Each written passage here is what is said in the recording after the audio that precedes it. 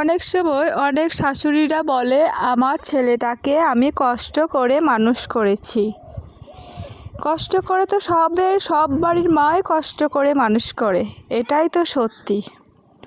আমার মা কি আমাকে ফ্লিপকার্ট বা অ্যামাজনে অর্ডার করে পেয়েছিল? আমার মাও তো সেই গর্ভে 10 মাস 10 দিন ধারণ করে আমাকে মানুষ করেছে, লালন পালন করেছে, যেমন আপনার ছেলেকে আপনি করেছেন।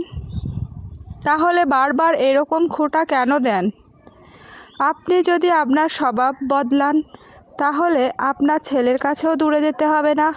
আপনি যদি আপনার ছেলের মতন আপনি ভালোবাসেন আপনার বৌমাকে, তাহলে আপনিও কোনো সময় বলতে পারবেন না যে আমি আমার ছেলেকে কষ্ট করে মানুষ করেছি, তাই না?